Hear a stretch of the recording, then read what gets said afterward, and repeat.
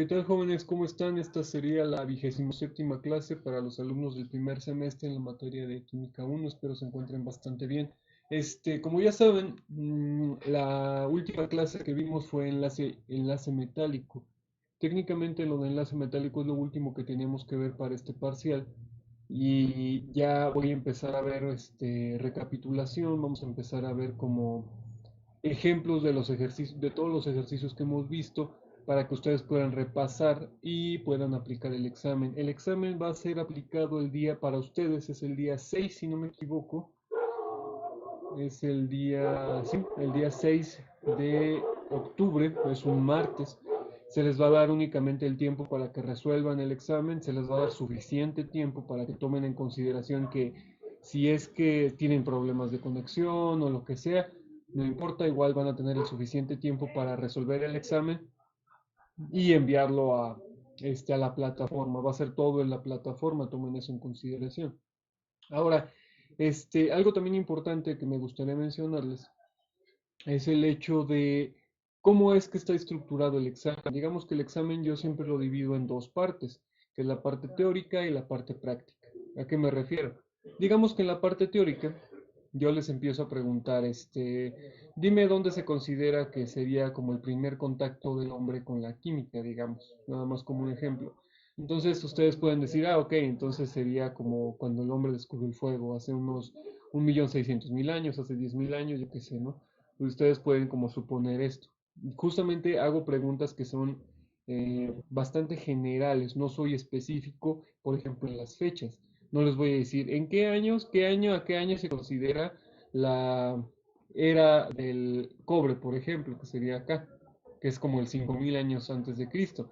Realmente no voy a hacer ese tipo de preguntas, yo no les doy la clase de historia, únicamente me interesa que conozcan qué fue lo que ocurrió más o menos en ese tiempo que tenía una relación con el ámbito de la química. Y ya eso es todo. Pero realmente yo no les voy a estar preguntando fechas o situaciones así muy específicas para nada.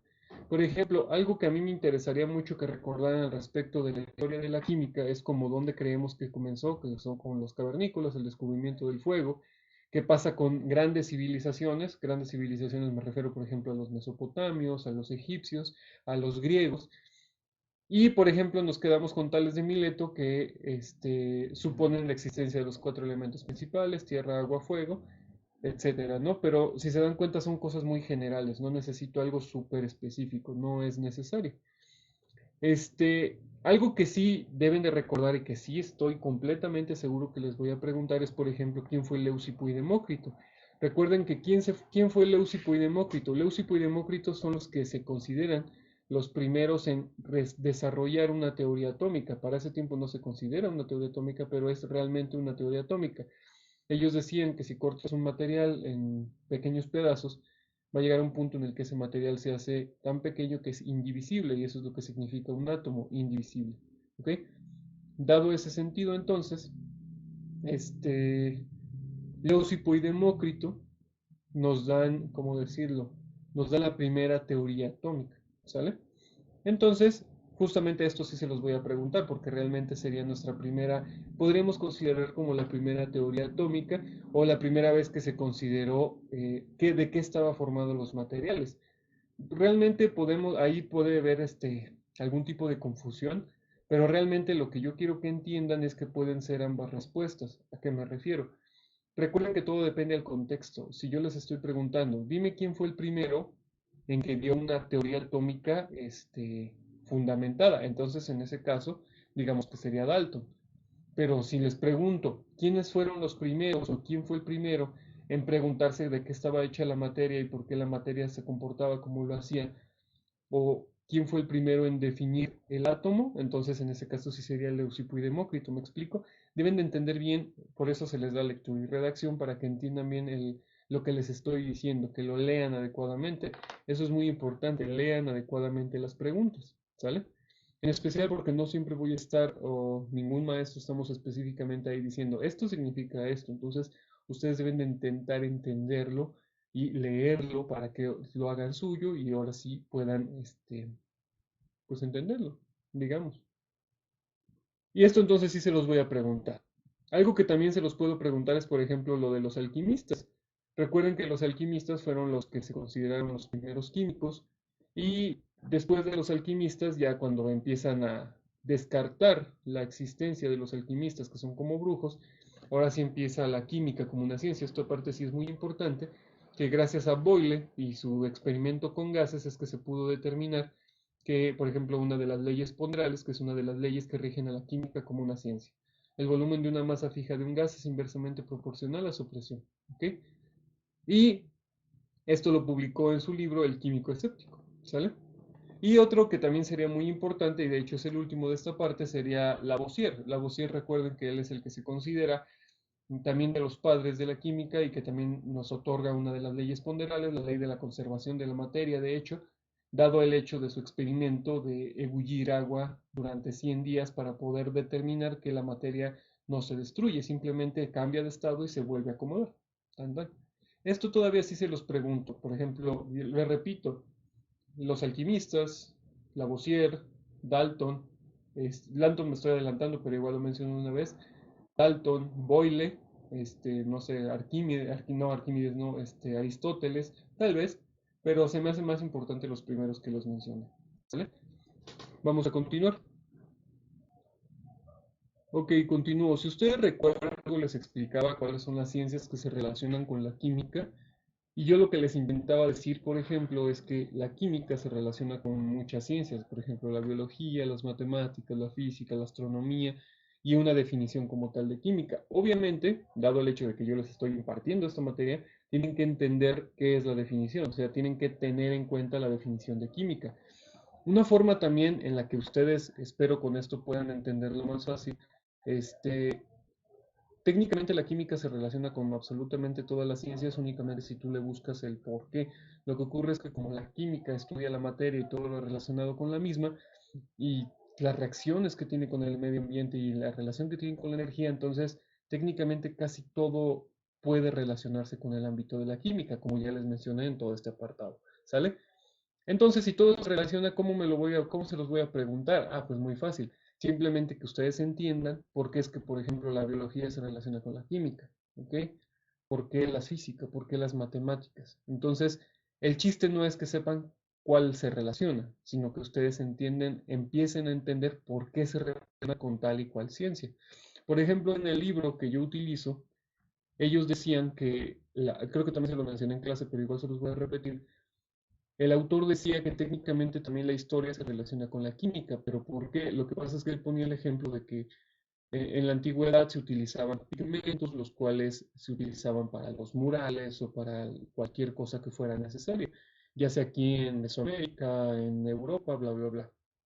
Entonces, para poder entender cómo lo hacían, por qué lo hacían y cómo es que funcionaban dichos pigmentos, entonces te tienes que poner a estudiar una parte del ámbito químico, simplemente para entender qué es un pigmento y por qué lo utilizan, por qué era útil, por ejemplo. Entonces, pues es un excelente ejemplo de por qué es útil, ¿no? Porque la química está en todas las ciencias que se puedan imaginar, ¿sale? Por ejemplo, ¿de qué le sirve de qué serviría la química si no tenemos el lenguaje? Porque el lenguaje, pues, es la forma en la que nos comunicamos, por eso es necesario, ¿sale? Y ya la definición de química, pues está de más, ¿no? Ahora, una parte que sí me gustaría que sí fuera importante para ustedes es la división que tiene la química. Recuerden que yo se las dividí en cuatro, que es general, descriptiva, analítica y aplicada, ¿sale? Que en general les dije, pues ya lo tienen, esto pueden regresar en esa parte de la presentación anterior, que sería creo que la tercera o segunda clase, no recuerdo bien, y simplemente darse cuenta que cuáles son las definiciones de química, especialmente química general, que es la que me toca para este parcial, para este semestre y el siguiente. Por eso se me hace muy importante que entiendan lo que es química general. Algo también extremadamente importante para este parcial es el método científico. De hecho, justamente voy a mostrarles ahorita qué es el método científico otra vez aplicado a algo. Ujú. De hecho, les vuelvo a recordar que ustedes copiaron muchas veces un mismo método científico que encontraron en internet. No está mal, igual se los califiqué, pero quiero que lo entiendan, porque eso es el método científico. Recuerden que yo les intenté explicar que el método científico es una forma ordenada para poder resolver un problema, ¿sale?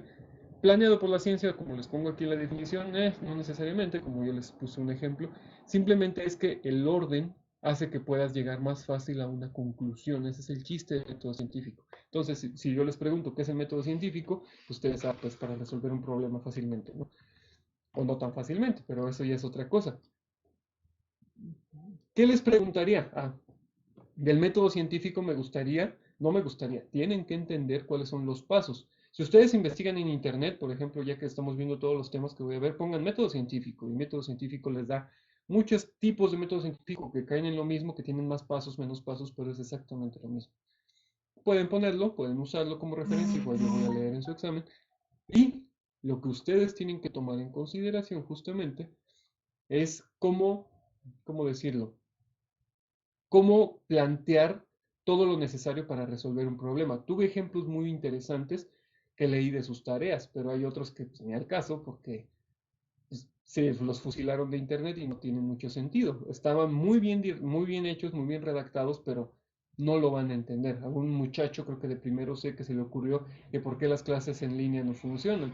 Y se me hizo muy curioso porque lo puso, a menos que no creo que se haya podido copiar eso porque tenía muy pocas palabras, estaba medio mal redactado, pero se me hizo muy interesante que utilizara eso como un ejemplo y era perfectamente válido. Entonces, prefiero que sean más honestos y utilicen ese tipo de ejemplos a que se fusilen uno de 5 hojas de internet. No tiene sentido, mejor entiéndanlo. Recuerden que la memorización no nos sirve.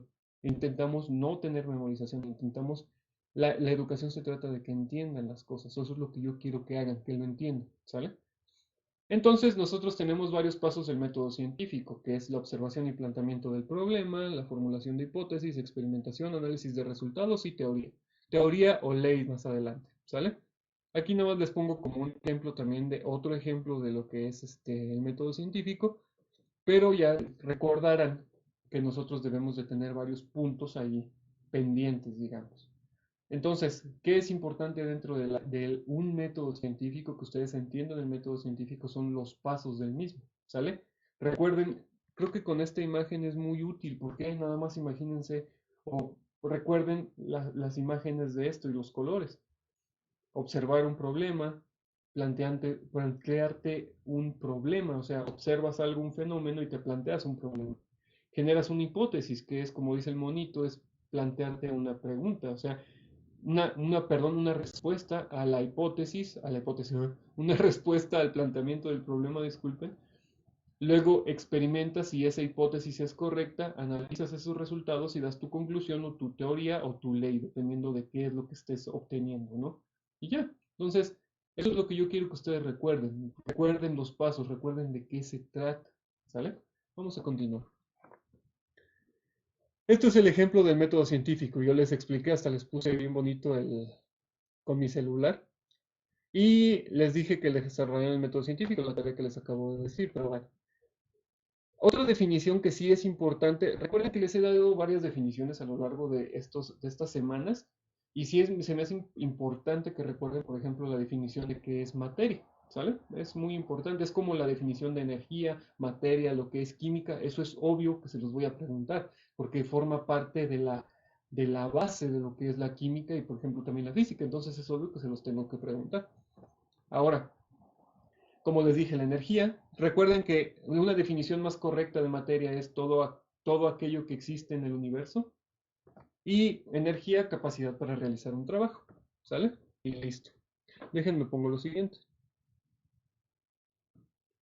Muy bien. Ahora, por ejemplo, yo también les dije que las propiedades de la materia, eso obviamente si les estoy diciendo la definición de materia, la definición de energía, la definición de química, obviamente les voy a preguntar de las propiedades que tiene la materia. Recuerden que ahí son varias. Yo de hecho les dejé una tarea que me investigaran dichas propiedades de la materia. Ahorita voy a llegar a eso, pero bueno.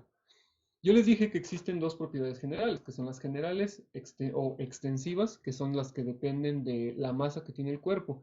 Les dije que era masa, volumen, inercia, peso, y las específicas o intensivas que no dependen de la masa que tiene el objeto. Siempre por la cantidad que tengan, siempre van a ser iguales. Por ejemplo, las dividí en dos grandes grupos, que son las propiedades físicas, pero en propiedades físicas tenemos las organolépticas, que tan simple, cuando recuerden ese término, organolépticas, son aquellas que identificas con los sentidos. ¿Qué son los sentidos? Esos ya lo saben.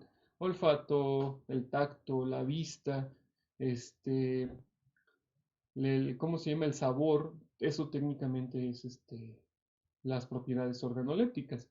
Y de propiedades físicas tenemos estas otras que también les expliqué una por una, que es densidad, maleabilidad, ductilidad y un largo etcétera, ¿no? Y de estas nosotros tenemos las propiedades químicas, que son aquellas que únicamente se pueden ver cuando se altera íntimamente la sustancia. Por ejemplo, cuando se oxida un metal, eso sería una propiedad química. ¿Por qué? Porque estás cambiando la estructura química del metal, ¿sale?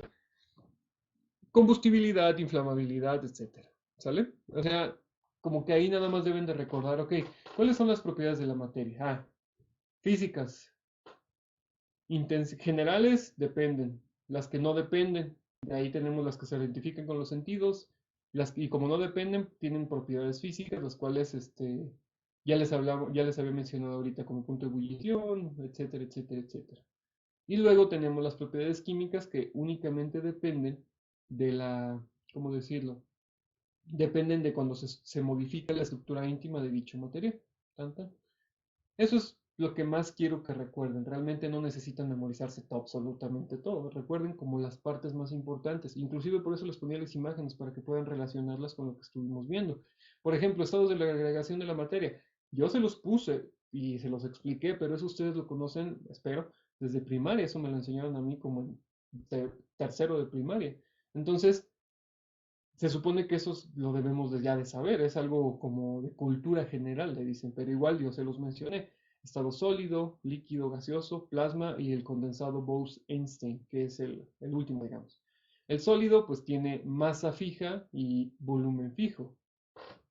El líquido que tiene una masa fija y un volumen fijo, pero la forma no la conserva, el sólido sí. Y el estado gaseoso no tiene, bueno, tiene una masa, técnicamente sí tienen masa, aunque no lo crean, por su densidad, pero es muy pequeña, pero no tienen forma y ni volumen. En esta es la diferencia. Este tampoco tiene forma ni volumen comparado con el estado líquido, perdón. Y el estado plasma pues, es el estado gaseoso, pero cargado muy energéticamente. Y es al contrario, digamos, el condensado Bose-Einstein, lo que se hace es el material se enfría casi al cero absoluto, que serían 273.15 grados, menos 273.15 grados centígrados. No se puede llegar a esa temperatura, pero se acerca bastante y lo que hace es que el material se condensa, por eso se llama condensado, casi se junta el material. ¿Sale? Ustedes mejor recuerden perfectamente los otros cuatro estados, que son como los más importantes, digamos. Y para esto también yo les mencioné cuáles eran las conversiones, digamos, cuáles eran los títulos que se les dan cuando cambian los estados de agregación. Por ejemplo, de sólido a líquido se le dice solidificación. De sólido a gaseoso se le dice deposición. ¿Ok? ¿Qué pasa cuando es al revés? Cuando va de líquido a sólido, solidificación. De gas a sólido, deposición. De líquido a gas, vaporización, de gas a líquido, condensación, lo que hace el agua. Técnicamente entre gas, líquido y sólido, pues podemos considerar el agua, nada más que es gas a líquido y líquido a sólido, sólido a líquido y luego a gas para el agua. Hay materiales que, por ejemplo, no lo hacen, digamos, lo que usan para las discos, para los antros, bueno, antes no sé ahorita, es hielo seco, que es literalmente dióxido de carbono muy frío. Y lo que utilizan, literal parece es hielo, pero no tiene agua, tiene dióxido de carbono. Y este material pasa directamente del estado sólido al estado gaseoso, que se llama sublimación, ¿ok? Y el gas, pues se llama ionización, porque se ioniza el gas, se carga energéticamente. Ionización, desionización. Y tan, tan. ¿Sale?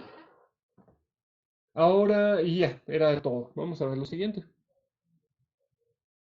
Algo importante que quiero mencionarles, en la parte de tipos de energía, que es acá características de los diferentes tipos de energía, no les voy a pedir que hagan cálculos. Lo que pasa es que eso se los va a dejar a sus maestros de física del tercer semestre.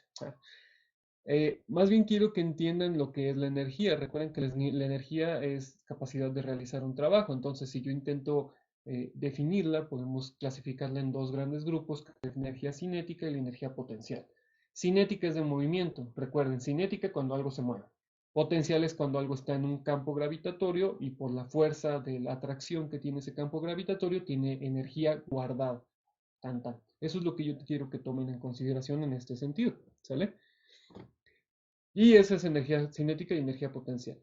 Ahora, ¿cómo se relaciona la energía? Recuerden que, dado el hecho de que existe siempre en un constante cambio la energía cinética, la energía potencial, eso es lo que yo quiero que entiendan. Realmente, todo lo que les explicaba de las energías limpias, de las manifestaciones que tiene la energía, en realidad simplemente era, digamos que para que entendieran cómo es que se cambia la materia, cómo es que la materia va cambiando de forma constante. ¿Pero por qué lo hace?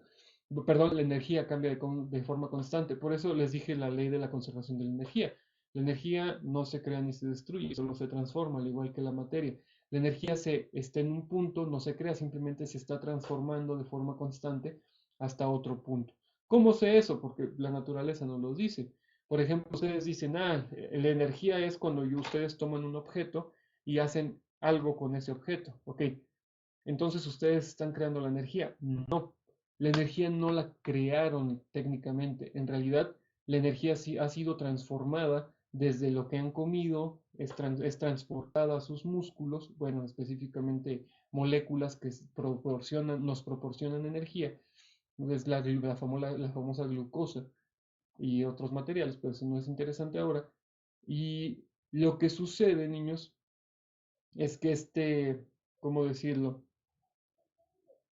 Esta materia como tal, lo que está haciendo es transformarse, transforma la energía, la hace eh, que cambie en su cuerpo, cuando comen, esa energía que tienen los alimentos es transformada, sintetizada, y ustedes la transforman en energía mecánica, que es el movimiento. Entonces, no creas la energía, simplemente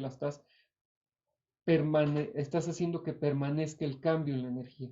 ¿Cómo se ve eso? En la energía eléctrica, que se transforma en energía calorífica, en energía luminosa, que son como por ejemplo los focos, las lámparas que estoy utilizando, y un largo, etcétera.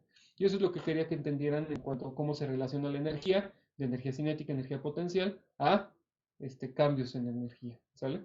Por ejemplo, la energía cinética sería la energía que tiene, por ejemplo, el viento, que es el movimiento. Eso mueve las hélices transforman en energía mecánica el movimiento de la hélice, en el caso de la energía eólica. Esta hélice mueve un motor, digamos, y este motor por su movimiento empieza a generar, digamos, en algo muy simple, empieza a generar energía, pero es porque es transformada de energía del movimiento a energía eléctrica, y esto es distribuido, bueno, pasa primero por otros lados, pero digamos que de ahí es distribuida a los lugares donde se necesite distribuir, digamos, una planta, y luego pues a los hogares de todos nosotros para poder cargar nuestras compus y estar ahorita en clase, ¿no? Entonces, eso es la finalidad de todo lo que les había explicado de esta parte, ¿sale? De hecho, hasta les dejé una tarea que era la biomasa. Ahora, déjenme continuar. Les dije también que quería que me explicaran cuáles son las características del cambio de la materia. Ahora, importante, disculpen porque estoy hablando mucho y porque yo sé que se enfadan mucho, lo sé, lo entiendo perfectamente, pero esto, pues, simplemente es repaso. De hecho, creo que les hubiera hecho un aviso al final, disculpen, que esto es únicamente repaso. Si ustedes creen que están suficientemente listos, que pueden ver todos los videos anteriores, que pueden enfocarse en lo que creen que tengan deficiencias, pueden hacerlo. Disculpen por no haberse dicho antes, pero pueden hacerlo. De hecho, voy a hacer una aclaración escrita en la parte de la clase, pero bueno, continúo. Características de los cambios de la materia. Recuerden que yo les expliqué que había dos cambios muy generales, que es cambio físico y cambio químico. Cambio físico, que no cambia la estructura íntima de la sustancia. Si tú agarras un papel y lo rompes, sigue siendo papel. Lo cortas, sigue siendo papel. No le hace que sean muy pequeños pedazos. Si tú quemas ese papel, deja de ser papel. Ya es cenizas, ya es gases. Entonces, cambio físico, cambio químico. ¿Sale? Bien sencillo.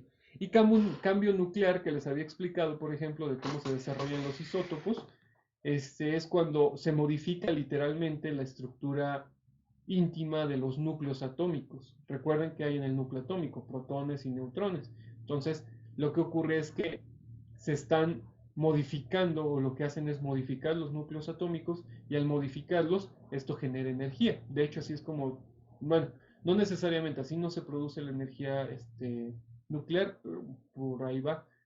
Más bien esto es como genera radiación con el cambio nuclear, ¿sale? Y listo, déjenme paso a la siguiente. Ok, para ya finalizar esta parte de, cómo decirlo? Ya para finalizar esta parte de la clase de repaso que les quiero dar, vamos a ver número atómico, número de masa y masa atómica. Y con esto, pues con los ejercicios que yo ya les había mencionado. De hecho, esto va a ser uno de los primeros ejercicios que ustedes van a tener que resolver en el examen. ¿Se acuerdan qué era eso? Yo les había explicado que, por ejemplo, era, vamos a hacerlo como por aquí, déjenme cambiar el color, que era cuando tú tienes un elemento cualquiera. ¿Cuál elemento puede ser, digamos, el carbono? Ya saben que me encanta usar el carbono. El carbono es el 6, eso está en su tabla periódica. Recuerden, la utilización de la tabla periódica es muy importante. No se la aprendan, simplemente úsenla bien. El carbono es el elemento 6. Ahora, este elemento 6, ustedes deben de recordar que yo lo tengo que representar de esta forma. X, que es el símbolo del elemento, acá sería A, que es el número de masa, y Z, que es el número atómico, ¿sale? ¿Qué significa la A? Es el número de masa que tiene, es la suma, recuerden que A es igual a P más N, protones más neutrones, no tomas en cuenta los electrones. Entonces sería protones más neutrones, pues en este caso nos da 12. Entonces, en el carbono, recuerden que la cantidad de número atómico es igual a los protones y los electrones. Entonces aquí son los protones. Más los neutrones, nosotros sabemos que en este caso son 12. ¿Cómo sé eso? Por la tabla periódica. Es su masa atómica. En este caso tenemos que usar ahí como por ejemplo masa atómica redondeada. ¿Ok? Luego, tenemos el número atómico que sería el 6. Tenemos que hacer primero esta parte. Representar el elemento. Y luego, ustedes tienen que encargarse, déjenme ver si se está viendo, sí. Luego ustedes tienen que encargarse de encontrarme cuál es la cantidad de protones, neutrones y electrones. O sea, protones, que sería con carga positiva, neutrones que no tienen carga, y electrones. ¿Ok? Protones, neutrones y electrones, que son las partículas que componen a un átomo, digamos. Los protones que tienen carga positiva, entonces nosotros sabemos que ese es igual al número atómico, que equivale a Z, que en este caso es 6. Entonces sería 6. Los electrones son iguales a los protones, 6. Y recuerden que esto, para obtener los neutrones, lo voy a pasar para acá, se hace una resta. ¿Por qué? Porque simplemente despejas la ecuación. N pasa para este lado. Entonces sería, bueno, en este caso no, porque serían los neutrones, así. Vamos a pasar mejor acá, a P, para que quede de una vez así. Sería neutrones es igual a menos P.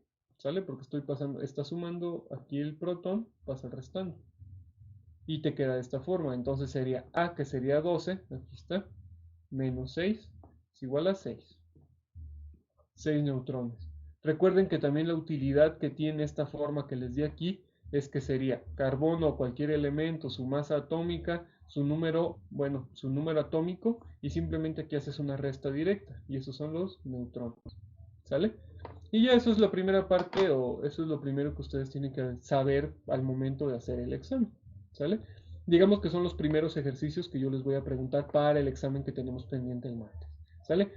Voy a dejar esta clase de repaso hasta aquí. Les recuerdo, esta pues si quieren verlas, bueno, ya la vieron los que llegaron hasta este punto del video, que bueno, los que no, pues gracias. No, obviamente si llegaron hasta este punto de video es porque de verdad les interesa y quieren sacar una buena nota. Eso también es importante. Por favor, especialmente los grupos del primero C, dejen, o bueno, están incumpliendo con la lista. Por favor, cumplan con sus listas. Siempre les estoy poniendo ahí la fecha y hora y todo, y nunca entran y nada más me marcan la asistencia menos del 50%, eso es muy poco. Por favor, háganlo, ¿sale? Y cumplan con sus tareas, por supuesto, porque con ustedes no tengo tanto problema.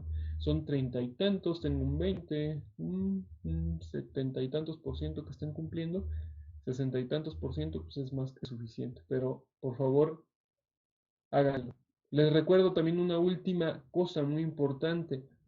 Esta es para la semana que acaba el 2 de octubre. Es la última semana de entrega de trabajos atrasados. Después del 2 de octubre no recibo nada. Así que por favor, si tienen trabajos atrasados, mándenlos y ya.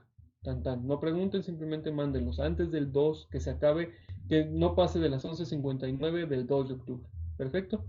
Entonces eso es todo por mi cuenta. Esta sería la última clase de esta semana, digamos, para algunos alumnos, excepto para primero B porque voy atrasado una hora por el día de vacaciones. Espero se encuentren bastante bien, descansen mucho y nos vemos el lunes para otro repaso. Ya me voy a enfocar más en la parte de ejercicios que la parte teórica para poder avanzar porque son bastantes cuestiones. ¿Sale? Descansen y buen día.